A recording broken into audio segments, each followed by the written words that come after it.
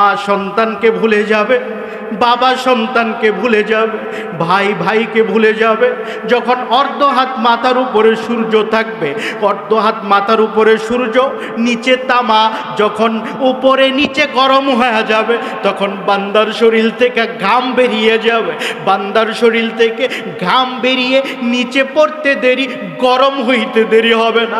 কেমন গরম হবে বাবা, খুব মনোযোগ দিয়া খেয়াল করো। ওই ঘামটা যখন বান্দার শরীরের মধ্যে লাগবে, বান্দার শরীরের মধ্যে লাগতে দেরি, বান্দার শরীর থেকে হাড্ডি থেকে গোশতগুলো আলাদা হইতে দেরি হবে না। হাড্ডি থেকে গোশতগুলো আলাদা হয়ে যাবে, হাড্ডি থেকে চামড়াগুলো আলাদা হয়ে যাবে। বান্দা উপরের দিকে লাফ মারবে আর বলবে, আল্লাহ সহ্য করতে পারি না, বাঁচাও। ও আল্লাহ সহ্য করতে পারি না, বাঁচাও। ও আল্লাহ সহ্য করতে পারি না, বাঁচাও। আল্লাহ বলবেন, এখন কেন তোমরা এইভাবে বলো? লিমানিল মুলকুল ইয়াউম লিল্লাহিল ওয়াহিদিল কাহ্হার। আমি কি তোমাদেরকে বলে দেই নাই মালিক ইয়াউমিদ্দিন, কিয়ামতের ময়দান কায়েম হবে, তখন কেউ কারো পরিচিত থাকবে না। তখন বান্দা চিৎকার মারবে, উপরের দিক থেকে সূর্যের তাপে বান্দার মাথার মগজগুলো, বান্দার মাথার মগজগুলো বাতের ফেনার মতো গলে যাবে। বান্দার মগজগুলো বাতের ফেনার মতো উপর দিয়া গড়ায়া গড়ায়া নিচের দিকে পড়বে। মগজ গলিয়া নাক দিয়া বেরিয়ে আসবে, মগজ গলিয়া বান্দার মুখ দিয়া বেরিয়ে আসবে। বান্দা শুধু হাউ মাউ করে চিৎকার করবে আর বলবে, আল্লাহ আর সহ্য করতে পারি না, তোমার বিচার কার্য শুরু করে দাও। আর সহ্য করতে পারি না, তোমার বিচার কার্য শুরু করে দাও। তখন আল্লাহর পক্ষ থেকে ঘোষণা আসবে, না না না, কিয়ামতের ময়দান তো একদিনের জন্য কায়েম হয় নাই, কিয়ামতের ময়দান কায়েম হয়েছে 50,000 বছরের জন্য। মাত্র আপনাদের সামনে যে বিষয়ের উপর আলোচনা করব, বিষয়টা হচ্ছে কিয়ামত। বিষয়টার নাম কি? বিষয়টার নাম, আমি যে আয়াতটা তেলাওয়াত করেছি, এই আয়াতটা তো আপনাদের সকলের পরিচিত নাকি অপরিচিত? এই আয়াতটা আপনারা চিনেন? এই আয়াতটা আপনারা জানেন? এটা কখন আপনারা পড়েন? মাটি দেওয়ার সময়। মাটি দেওয়ার সময় কেন পড়েন আয়াতটা? এই আয়াতের মধ্যে আল্লাহ স্মরণ করায়া দিয়েছেন, মিনহা খালাকনাকুম ওয়া ফিহা নুঈদুকুম ওয়া মিনহা নুখরিজুকুম তারাতান উখরা। আল্লাহ বলেন, তোমাদের কোনো অস্তিত্ব ছিল না। না না না না না, তোমাদের কোনো অস্তিত্ব ছিল না। তুমি তো মাটির সাথে মিশাইয়া ছিলা। আমি আল্লাহ তোমাদেরকে বানিয়েছি। মিনহা খালাকনাকুম, অস্তিত্বহীন, কোনো অস্তিত্ব নাই, এই জায়গা থেকে আমি তোমাদেরকে বানাইছি। আর তোমরা দুনিয়ার জমিনে আমার ইবাদত করবা, এই জন্যে আমি দুনিয়াতে পাঠাইছি। একবার চিৎকার দিয়ে বলেন সুবহানাল্লাহ। খুব খেয়াল করবেন, এই যে মোবাইলটা আমার হাতে দেখতে পাইতেছেন, এই মোবাইলটা যে কোম্পানি বানাইছে, এই কোম্পানির উদ্দেশ্য হইল এই মোবাইল দিয়া তার ছাড়া মানুষ দেশের এই প্রান্তে থেকে ওই প্রান্তে কথা বলবে। কথা বলেন ঠিক কিনা? এই মোবাইলের দিয়ে যদি দেশের এই প্রান্ত থেকে ওই প্রান্তে কথা না বলা যায়, তাহলে মানুষ এই মোবাইল কিনবে, এই মোবাইলের দাম থাকবে। কথা বলেন, থাকবে। এই যে আপনারা দেখতেছেন মাইক, এই মাইক যে বানাইছে তার উদ্দেশ্য হইল ছোট কথাগুলো বড় করে শোনানো, ঠিক কিনা? মাইক যদি ছোট কথা বড় করে শুনাইতে না পারে, তাহলে মাইক মানুষ কিনবে, মাইকের মূল্যায়ন থাকবে। দুনিয়ার জমিনে কোনো জিনিস আবিষ্কার করার পরে ওটা দিয়া যদি কাজ না হয়, তাহলে ওই জিনিসটার কোনো মূল্যায়ন থাকে না, ওইটা মানুষ আর ক্রয় করে না, ওইটা মানুষ আর বিক্রি করতে নিয়ে গেলেও দাম দিয়া ক্রয় করে না। দুনিয়ার জমিনে কোনো মানুষ কোনো কিছু উদ্দেশ্য ছাড়া বানায় না, আর উদ্দেশ্য না থাকলে ওই জিনিসের মূল্য থাকে না। ঠিক তেমন আল্লাহ পাক রব্বুল আলামিন আমাকে আপনাকে বানাইছে, উদ্দেশ্য ছাড়া বানায় নাই, উদ্দেশ্য নিয়ে বানাইছে। আর সেই উদ্দেশ্য আল্লাহ পাক রব্বুল আলামিন বলে দেয়, ওমা খলাকতুল জিন্না ওয়াল ইনসা ইল্লা লিয়াবুদুন। আল্লাহ বলেন, ও দুনিয়ার মানুষের দল, আমি তোমাকে বানাইছি, আমার উদ্দেশ্য হইল তোমরা আমার ইবাদত করবা। একবার চিৎকার দেয়া বলেন সুবহানাল্লাহ। তোমরা আমার ইবাদত করবা, আর দুনিয়াতে আমি যা কিছু বানাইছি সব কিছু তোমার খেদমত করবে। মা খলাকাকুম ফিল আরদি জামিয়া, আমি আল্লাহ দুনিয়াতে বাকি আর যা কিছু বানায়া দিছি সব কিছু মানুষের খেদমতের জন্য বানায়া দিছি। একবার চিৎকার দেয়া বলেন সুবহানাল্লাহ। কেমন খেদমত? ভাই, গরু যখন বাচ্চা দেয়, দুনিয়াতে মাও তো বাচ্চা দেয়। মা বাচ্চা জন্ম দেওয়ার পরে ওই মা তার বুকের দুধ বিক্রি করে না। মা বাচ্চা জন্ম দেওয়ার পরে ওই মা তার বুকের দুধ অন্য কাউকে দেয় না। মা বাচ্চা জন্ম দেওয়ার পরে ওই মা তার বুকের দুধ কোনো জায়গায় খরচ করতে দেয় না। কিন্তু গরু যখন বাচ্চা দেয় তখনও তো গরুর দুধ আসে, গরুর স্তন দুধ দিয়া ভরে যায়। গরুর স্তন যখন দুধ দিয়া ভরে যায়, বাছুরটা যখন গরুর বাটের মধ্যে লাগানো হয়, গরু যখন দুধটা ছেড়ে দেয়, বা গরুর মালিক গরুর স্তন থেকে বাছুরটাকে দূরে সরাইয়া দুধটাকে দহন কইরা বিক্রি করে। বাছুরটা ডাক দিয়া বলে, মা গো, আমার তো পেট ভরে নাই, কিন্তু তারপরেও তো আমাকে দুধ খাইতে দেয় না।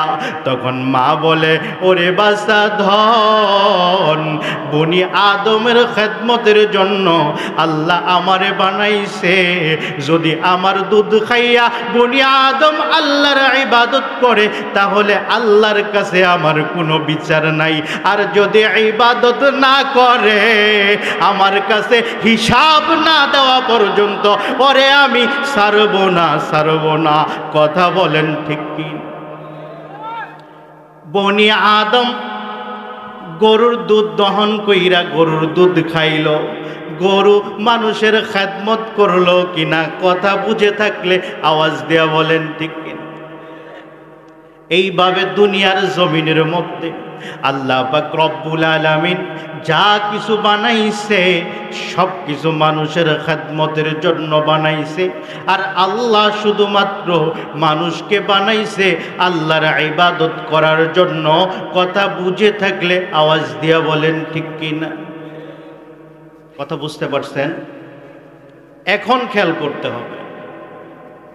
আমি বলেছিলাম এই মোবাইলটা কখন দাম থাকবে না? হ্যাঁ, যে কাজের জন্য বানাইছে ওই কাজ না হইলে এই মাইকটার কখন দাম থাকবে না? যে কাজের জন্য বানানো হয়েছে ওই কাজ না হইলে। আল্লাহ দুনিয়া বানাইছেন মানুষ ইবাদত করার জন্য। মানুষ যখন ইবাদত করবে না, তখন আল্লাহ দুনিয়াও টিকায়া রাখবে না, দুনিয়াও টিকায়া রাখবে না, দুনিয়াও টিকায়া রাখবে না। কথা বুঝে থাকলে আওয়াজ দেয়া বলেন ঠিক কিনা? তাহলে ভাই, এই দুনিয়াটা ততক্ষণ পর্যন্ত টিকে থাকবে যতক্ষণ পর্যন্ত মানুষ আল্লাহর ইবাদতে মশগুল থাকবে। যখন মানুষ আল্লাহকে ভুলে যাবে, যখন মানুষ আল্লাহর নবীর আদর্শ থেকে দূরে সরে যাবে, তখন এই দুনিয়াও টিকবে না। তখন এই দুনিয়াও ধ্বংস হয়ে যাবে। কথা বুঝে থাকলে আওয়াজ দিয়া বলেন ঠিক কিনা? আল্লাহ দুনিয়াতে আপনাকে পাঠাইছে ব্যবসা করার জন্য। আপনি ব্যবসা না কইরা সুদের সাথে জড়িত হয়ে যান, তার মানে বোঝা যায় আপনি আল্লাহর সাথে সম্পর্ক রাখেন নাই। আল্লাহ যে উদ্দেশ্যে আপনাকে বানাইছে ওই উদ্দেশ্যের সাথে আপনার সম্পর্ক। কথা বলে না? আল্লাহ দুনিয়াতে আপনাকে পাঠাইছে দাওয়াতের কাজ করার জন্য, কিন্তু আপনি দুনিয়াতে দাওয়াতের কাজ না করে দুনিয়াতে আপনি গানের আয়োজন করেন, তার মানে বোঝা যায় আপনি দাওয়াতের কাজ না কইরা গানের কাজে গেছেন। আল্লাহ যে উদ্দেশ্য আপনাকে বানাইছে ওই উদ্দেশ্য থেকে আপনি দূরে সরে গেছেন। কথা বুঝে থাকলে আওয়াজ দিয়া বলেন ঠিক কিনা? আল্লাহ দুনিয়াতে আপনাকে স্বামী স্ত্রীর হালাল সম্পর্ক দিয়েছে, আপনি স্বামী স্ত্রীর হালাল সম্পর্ক ছাড়িয়া পরকিয়াতে জড়ায়া গেছেন। তার মানে বোঝা যায় আল্লাহ আপনাকে যে উদ্দেশ্যে বানাইছে আপনি ওই উদ্দেশ্য থেকে দূরে সইরা পরকিয়াতে চলে গেছেন, উদ্দেশ্যটা বাতিল হয়ে গেছে। কথা বুঝে থাকলে আওয়াজ দেয়া বলেন ঠিক কি? আল্লাহ আপনাকে দুনিয়ার জমিনের মধ্যে ইবাদতের জন্য বানাইছে। আপনি যখন ইবাদতগুলো ছেড়ে দিবেন, আপনার ইবাদতের সাথে সম্পর্ক থাকবে না, তখন এই দুনিয়াও টিকবে না। কথা বুঝে থাকলে আওয়াজ দেয়া বলেন ঠিক কিনা? এখন এইটাকে পার্থক্য করার জন্য দুইটা, এখানে বেশি সময় নেওয়া যাবে না, সহজে বুঝাইতে হবে। দুনিয়াতে আপনাকে কিছু কাজ করার জন্য পাঠাইছে আর কিছু কাজ না করার জন্য পাঠাইছে। কথা বুঝতেছেন? দুনিয়াতে পাঠাইছে কিছু কাজ আপনি করবেন আর কিছু কাজ আপনি ছাড়বেন, কিছু কাজ করবেন, কিছু কাজ ছাড়বেন। কিছু কাজ করা এইটা ইবাদত, কিছু কাজ ছাড়া এইটাও ইবাদত। কথা বুঝে থাকলে আওয়াজ দিয়ে বলেন ঠিক কিনা? সুদ ছাড়া, আওয়াজ দিয়ে বলেন, সুদ ছাড়া, জিনা ছাড়া, অন্যের মান লুণ্ঠন ছাড়িয়া দেওয়া, আবার নামাজে যাওয়াটাও ইবাদত, রোজা করাটা ইবাদত, স্ত্রীর সাথে ভালোভাবে কথা বলাটা ইবাদত, মা বাবার সাথে ভালো আচরণ করাটা ইবাদত। কিছু কাজ ছাড়া ইবাদত, কিছু কাজ ধরা ইবাদত। আল্লাহ তাআলা কিছু কাজ ধরার জন্য হালাল করলেন আর কিছু কাজ ছাড়ার জন্য হারাম করলেন। হারাম কাজগুলো ছেড়ে দেওয়া ইবাদত আর হালাল কাজগুলো ধরা ইবাদত। যখন মানুষ হালাল কাজগুলো সব ছেড়ে দেবে, হারাম কাজগুলো সব দুনিয়ার জমিনের মধ্যে ধরবে, তখন আল্লাহ যে উদ্দেশ্যে দুনিয়া বানাইছে তখন ওই উদ্দেশ্যটা বাতিল হয়ে যাবে। আর যখন উদ্দেশ্যটা বাতিল হয়ে যাবে তখন আল্লাহ এই দুনিয়াটাকে ধ্বংস করে দিবে। কথা বুঝে থাকলে আওয়াজ দিয়া বলেন ঠিক কিনা? এখানে মাহফিল হচ্ছে, 1 ঘন্টা সময় বসে থাকতে কষ্ট হবে, কিন্তু যুবকের দল আপনি রাস্তার পাশে দেখবেন মোবাইল একটা হাতে নিয়ে এইভাবে এইভাবে এইভাবে এইভাবে এইভাবে এইভাবে কি যে দেখতেছে আর কি যে টিপতেছে আল্লাহই ভালো জানে। কথা বলেন ঠিক কিনা? সারা রাত চলে যায় মোবাইলের মধ্যে ডুবে থাকে, কিন্তু আল্লাহর কথা, কোরআনের কথা, রাসূলের কথা শোনার জন্য সময় হয় না। তার মানে সে ইবাদত থেকে দূরে সরে গেছে। আল্লাহ যে উদ্দেশ্যে দুনিয়া বানাইছে ওই উদ্দেশ্য থেকে দূরে সরে গেছে। কথা বুঝে থাকলে আওয়াজ দিয়ে বলেন ঠিক কিনা? যখন দুনিয়ার মানুষগুলো ইবাদত থেকে দূরে সরে যাবে তখন আল্লাহ পাক রব্বুল আলামিন একজন ফেরেশতা বানায়া রাখছেন যার নাম ইসরাফিল। আল্লাহ এই ফেরেশতাকে বানায়া তার মুখের মধ্যে শিঙ্গা লাগায়া দিয়েছেন। কি লাগায়া দিয়েছেন? এই ফেরেশতার মুখের মধ্যে শিঙ্গা লাগায়া দিয়েছেন। শিঙ্গা লাগায়া আল্লাহ বলছেন, ইসরাফিল, আমি যখন তোমারে বলবো, তুমি তখন সিংহায় ফু দিবা আর আমি দুনিয়াটাকে ধ্বংস করে দিব। ইসরাফিলকে বলার পর ইসরাফিল তার মাথাটা ডান দিকেও ঘোরায় না, ইসরাফিল তার মাথাটা বাম দিকেও ঘোরায় না, ইসরাফিল তার চক্ষুটারেও বন্ধ করে না। কারণ কখন আল্লাহ আদেশ দেয়, আদেশ দেওয়ার পরে আবার দেরি হয়ে যায় কিনা, একদম দণ্ডায়মান হয়া আল্লাহর দিকে তাকা আছে। আল্লাহ যখন আদেশ করবে সিংহায় ফু দেওয়ার জন্য, আদেশ করতে দেরি, সিংহায় ফু দিতে যেন দেরি না হয়। এমনভাবে আছে আল্লাহর আদেশ করতে দেরি, সিংহায় ফু দিতে যেন দেরি না হয়। যখন দুনিয়ার উদ্দেশ্য থেকে পৃথিবীর সব মানুষগুলো সরে যাবে, তখন আল্লাহ পাক রব্বুল আলামিন ইসরাফিল আলাইহিস সালাতু ওয়াস সালামকে সিংহায় ফুৎকার দিতে বলবেন। সিংহায় যখন প্রথম ফুৎকার মারবে, প্রথম ফুৎকার মারার সাথে সাথে আল কারিআতু মাল কারিআ, আল কারিআতু মাল কারিআ, দুনিয়াটা এমন জোরে ঝাঁকুনি মারবে, দুনিয়াটা এমন জোরে ঝাঁকুনি মারবে, মা তার সন্তানকে ভুলে যাবে। মা কি কখনো সন্তানকে ভুলে? পাশের বাড়ি আগুন লেগেছে, সব মানুষ দৌড়ায়া চলে গেছে, মা তার কুলের বাচ্চার দিকে দৌড় মারছে। কথা বলেন ঠিক কিনা?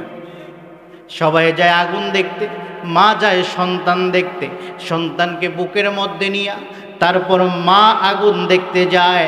মা এত বিপদের মধ্যেও সন্তানের ভুলে না। কথা বুঝে থাকলে আওয়াজ দেয়া বলেন ঠিক কিনা? এমন বিকট আওয়াজ হবে যে আওয়াজের কারণে মা তার সন্তানকে ভুলে যাবে। অনেক মায়ের পেটের মধ্যে, গর্ভের মধ্যে সন্তান থাকবে, এত জোরে দুনিয়া ঝাঁকুনি মারবে, 2 মাস 3 মাস 5 মাস 7 মাস গর্ভের মধ্যে সন্তান, সন্তান সাথে সাথে ডেলিভারি হয়ে যাবে। সবাই সবাইকে ভুলে যাবে, পাগল হয়ে ছুটতে থাকবে। আল্লাহ পাক রব্বুল আলামিন ইসরাফিলকে বলবে, ইসরাফিল দ্বিতীয়বার তুমি সিংহায় ফুৎকার দিয়া দাও। দ্বিতীয়বার সিংহায় ফুৎকার দেওয়ার সাথে সাথে সব মরে যাবে, মানুষ মরে যাবে, জিনেরাও মরে যাবে, ফেরেশতারাও মরে যাবে। আল্লাহ পাক রব্বুল আলামিন ইসরাফিলকে জিজ্ঞাসা, আজরাইলকে জিজ্ঞাসা করবে, ও আজরাইল এখন আর কে জীবিত আছে? আজরাইল বলবে, আপনার 4 জন বড় ফেরেশতা যাদেরকে আপনি বানিয়েছিলেন তারা আছে, যারা আমার কলিগ। জিব্রাইল আছে, ইসরাফিল আছে, মিকাইল আছে, বড় বড় ফেরেশতারা আছে। আল্লাহ পাক রব্বুল আলামিন বলবে, সবাইকে তুমি সবারই জান কবজ করো। সবার জান কবজ করা হয়ে যাবে। আল্লাহ পাক রব্বুল আলামিন আজরাইলকে বলবে, আজরাইল এবার তুমি তোমার জান কবজ করো।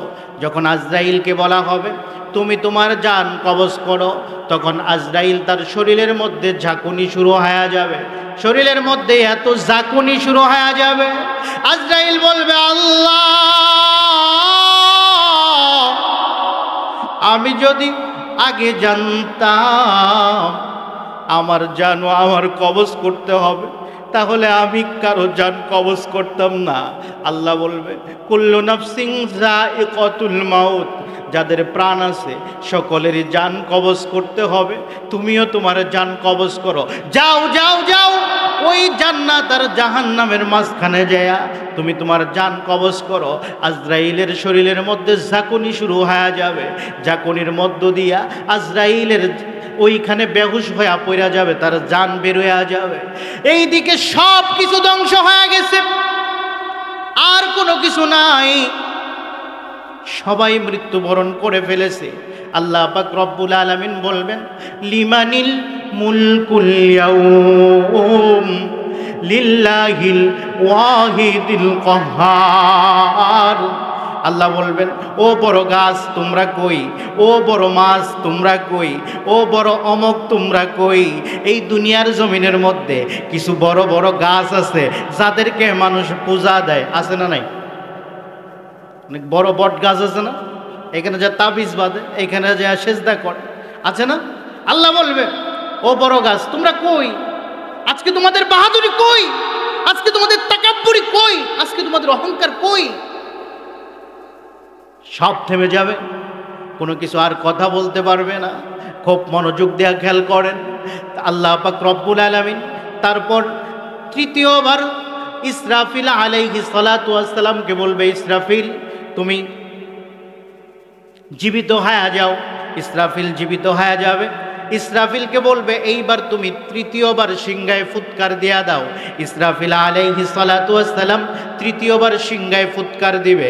তৃতীয়বার সিংহায় ফুৎকার দেওয়ার সাথে অমিনহা নুখরিজুকুম তারাতান উখরা, যখন তৃতীয়বার সিংহায় ফুৎকার দিবে তখন সব মানুষকে মাটির নিচ থেকে জমিনের উপরে কিয়ামতের ময়দানে উঠে যেতে হবে। কিয়ামতের ময়দানে সবাইকে উঠতে হবে, কেউ তখন আর না উঠে পারবে না, কেউ তখন আর কোনো জায়গায় লুকাইতে পারবে না, কেউ আর তখন কোথাও যাইতে পারবে না, সবাইকে ওইখানে হাজিরা দিতে হবে, কেউ আর পালায়া থাকতে পারবে না, সবাইকে উঠতে হবে। কিভাবে উঠবেন? উঠার সময় কি অবস্থা হবে মনোযোগ দিয়া খেয়াল করবেন। উঠার সময় যখন কিয়ামতের ময়দানে সমস্ত মানুষগুলো উঠবে, সমস্ত মানুষগুলোকে যখন উঠানো হবে, আল্লাহ পাক রব্বুল আলামিন যখন ইসরাফিল আলাইহিস সালাতু ওয়াস সালামকে সিংহায় তৃতীয়বারের মতো ফুৎকার দিতে বলবেন, তখন আসমান জমিন সব কিছু উলট পালট হয়ে যাবে। জমিনের নিচে লোহা আছে, জমিনের নিচে লোহা আছে, জমিনের নিচে তামা আছে, জমিনের নিচে স্বর্ণ আছে, জমিনের নিচে ধাতব পদার্থগুলো আছে। যখন তৃতীয়বার সংজ্ঞায় ফুৎকার দিবে তখন জমিনের নিচ থেকে সকল ধাতব পদার্থ উপরে উঠে পড়বে, সব কিছু জমিনের মাটিগুলো নিচে চলে যাবে, ধাতব পদার্থগুলো উপরে উঠে যাবে। যখন ধাতব পদার্থগুলো জমিনের ভিতরে উপরে উঠে যাবে, আল্লাহ এই জমিনটাকে তখন তামা দিয়া কায়েম করে দিবে। একবার চিৎকার দিয়া বলেন সুবহানাল্লাহ। এই জমিনটা তখন আর মাটি থাকবে না, এই জমিনটা তখন তামা হয়ে যাবে। ইয়াসলাউনাহা ইয়াউমাদ্দিন ওমা হুম আনহা বিগাইবিন। তখন আর কেউ পালাইতে পারবে না, তখন আর কেউ কোথাও যাইতে পারবে না, এই জামিনটা তামার হয়ে যাবে। যখন মানুষগুলো উঠবে, মানুষের তিনটা অবস্থা থাকবে। কয়টা? আওয়াজ দিয়া সবাই বলেন। মানুষগুলোর তিনটা অবস্থা থাকবে। কেউ আরোহণে চড়ে কিয়ামতের ময়দানের দিকে যাইতে থাকবে, কেউ হেঁটে হেঁটে কিয়ামতের ময়দানের দিকে যাইতে থাকবে, আবার কেউ হাঁটতে পারবে না, আল্লাহ তার চেহারাটা নিচের দিকে দিয়া দিবে, চেহারা দিয়া জামিনে গেছে গেছে কিয়ামতের ময়দানের দিকে যাবে। খুব ভালো করে খেয়াল করেন, আমাদের থেকে কত দূরে সূর্য। এই সূর্য যখন চৈত্র মাসে তাপ দেয়, সেই তাপ আমরা সহ্য করতে পারি না, কথা বলেন ঠিক কিনা? কিয়ামতের ময়দান যখন কায়েম হয়ে যাবে, সব মানুষগুলো যখন কিয়ামতের ময়দানে হাজিরা দিয়া ফেলবে, ইয়াসলাউনাহা ইয়াউমাদ্দিন ওমা হুম আনহা বিগাইবিন। ওই ময়দানটা এত ভয়াবহ থাকবে, কেউ আল্লাহর সামনে কথা বলার সাহস পাবে না, এমনকি ফেরেশতারাও কথা বলার সাহস পাবে না।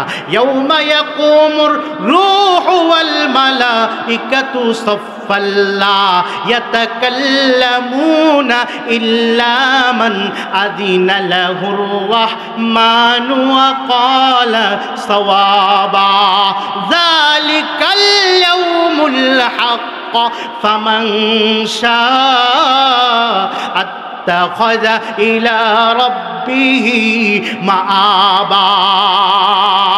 কিয়ামতের ময়দান এত ভয়াবহ হবে, ফেরেশতারাও আল্লাহর সামনে কথা বলতে সাহস পাবে না। কিয়ামতের ময়দান যখন কায়েম হয়ে যাবে, ও ভাই, চৈত্র মাসে সূর্যের নিচে হাঁটতে গেলে ভয় পায়, আমাদের শরীরটা ঘেমে যায়। কিয়ামতের ময়দান যখন কায়েম হয়ে যাবে, বান্দার মাত্র অর্ধ হাত মাথার উপরে আল্লাহ সূর্য দিয়ে দিবে।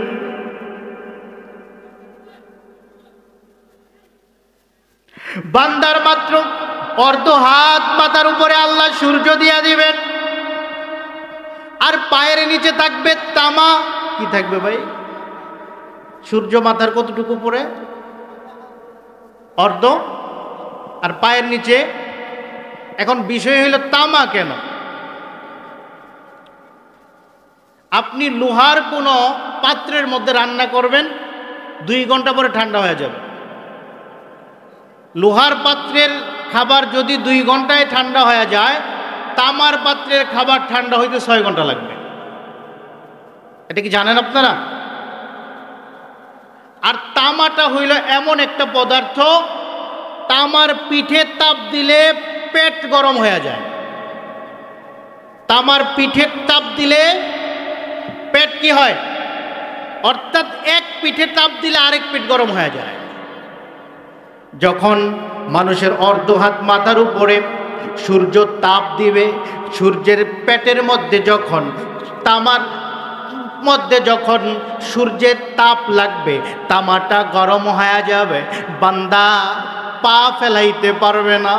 আম্মাজান আয়েশা সিদ্দিকা রাদিয়াল্লাহু তাআলা আনহু নবীজিকে জিজ্ঞাসা করে, আম্মাজান আয়েশা সিদ্দিকা রাদিয়াল্লাহু তাআলা আনহা নবীজিকে জিজ্ঞাসা করে, ইয়া রাসূলুল্লাহ, ওই কিয়ামতের ময়দানে যখন উঠানো হবে তখন আমরা কিভাবে উঠব?